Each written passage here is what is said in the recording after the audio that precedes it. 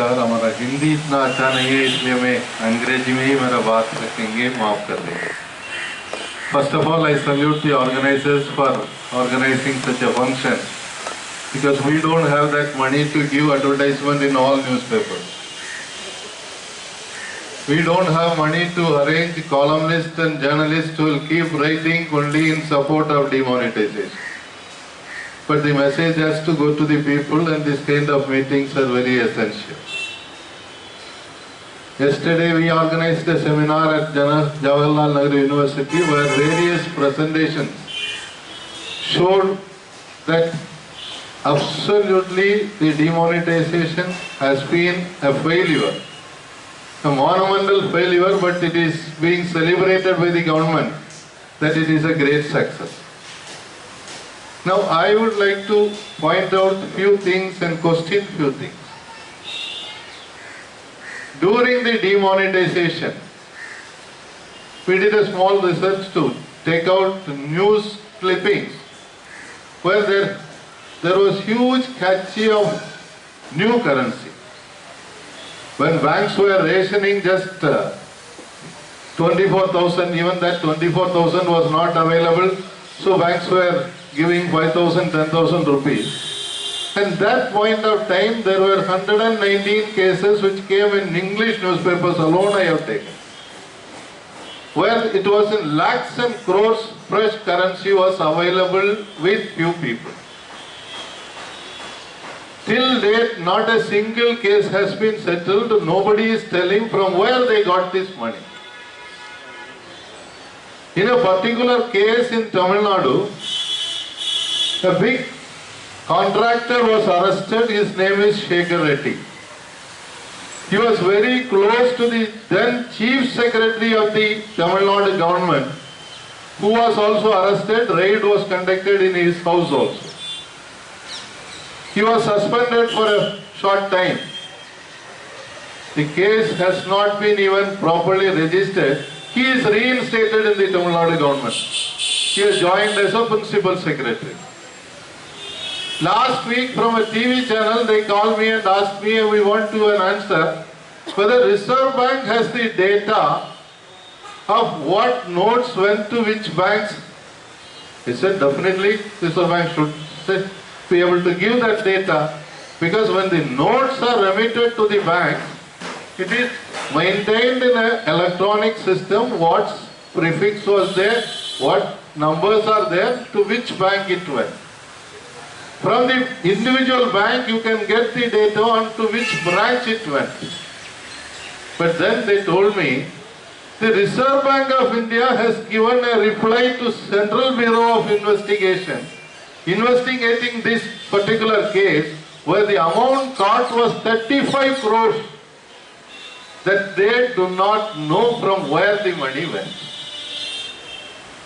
If Reserve Bank also does not know from where this money went, who knows? Then I correlate it to a statement made by Mr. Chidambaram on 14th December. Regarding this particular case itself, he made a public statement.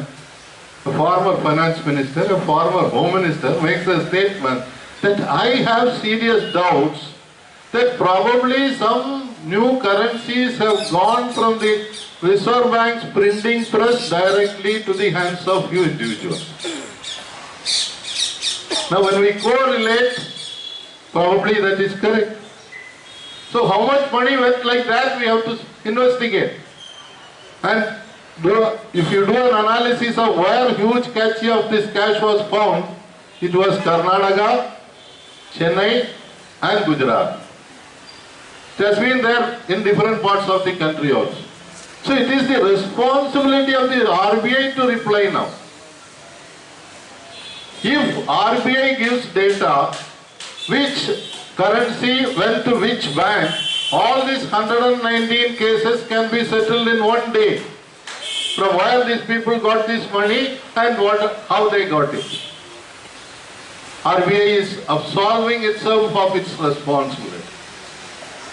Number two, the data shows that large amount of money was deposited in places like Nagaland. I worked in Nagaland.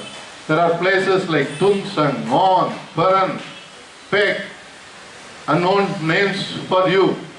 Very small towns where crores of remittances have taken place. There was a news report that from Madhya Pradesh, one plane load of cash went and landed at Dimapur, and it was climbed by a person who is a nephew of the present Chief Minister, who is in power with support of the central government. This has happened because tribals are exempted from tax. And now the government is saying that the number of tax returns have increased. I will tell you the data. 2014, the increase in income tax returns filed was 51%. In 14-15, it was 12.2% increase. 2015-16, it was 29.9% increase. And 16-17, just 24.3% increase. For this, was it necessary that you had to demonetize the entire currency, 86% of the currency, and make every Tom, Dick and Harry to stand in the queue, die? There are more than 100 people. I have a list of 90 people who died. More than 10 bank officers died. Not a single family has been given a compassionate appointment. This 90 cases of death, total 102 they say. I have a list of, proper list of 90 cases. What compensation the government has given? Nothing has been done.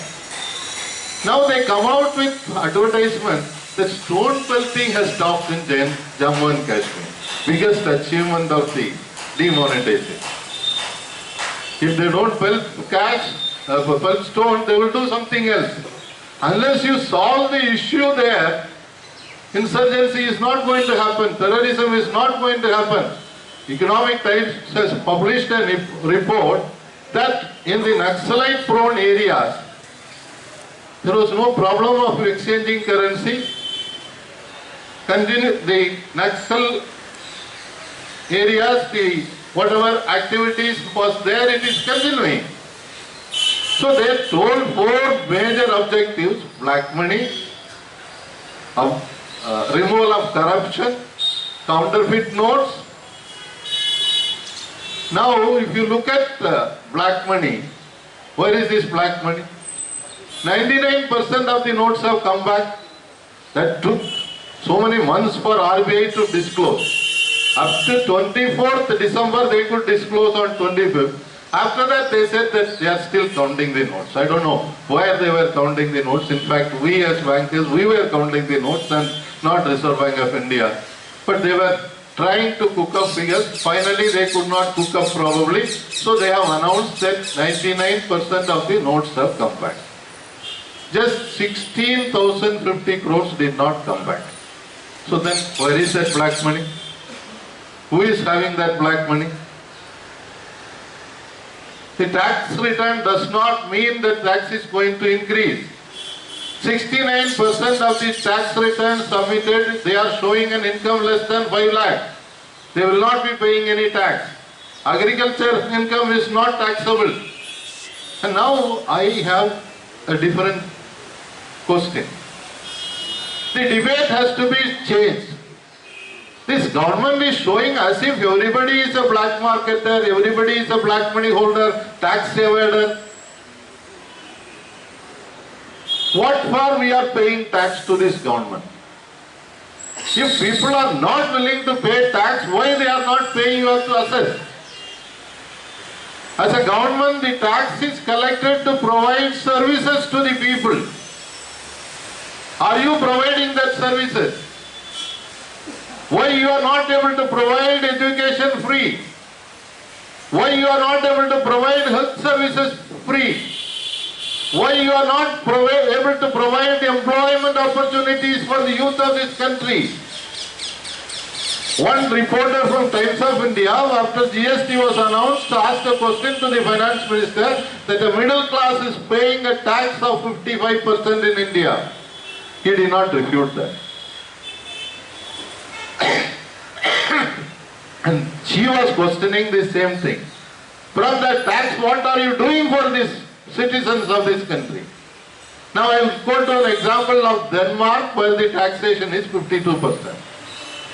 A friend of mine, an IAS officer, had gone there for a workshop, and when he was discussing issues, when he came to know 52% is the tax, he asked the person who was with him, why you people are not agitating? Why you have to pay 52% of your income as tax? And that gentleman smiled and told him, it seems, that up to PhD my children get free education. I get the best of health care without paying a single penny.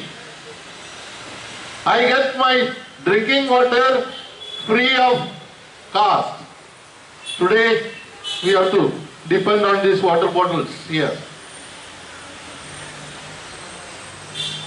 Telephones are cheap. The communication facility is so good. So we don't have to really worry about paying taxes. In fact, we find it difficult to spend the rest of the 48% was the reply. But in this country, you keep on saying that people are not paying tax and you will not provide any services to the common man of this country.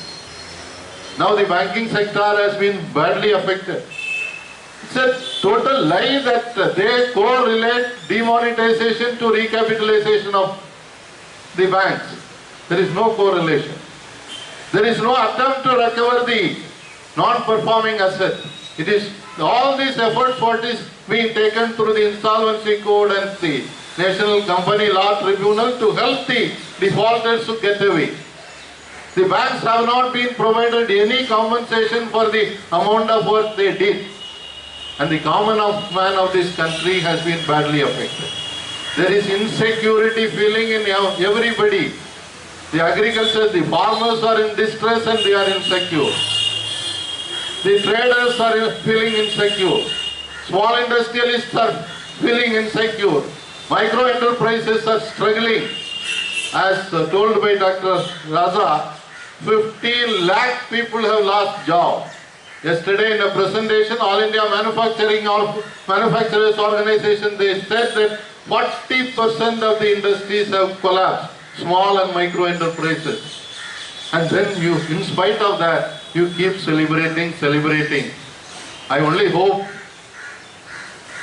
that people prove to these people at the government, the silent majority during the emergency, they showed a lesson. The silent majority during the campaign of India Shining, they told to this country what they believe. A change has to come. Change is inevitable. Thank you, Anand. Thank you, Thomas Franco ji.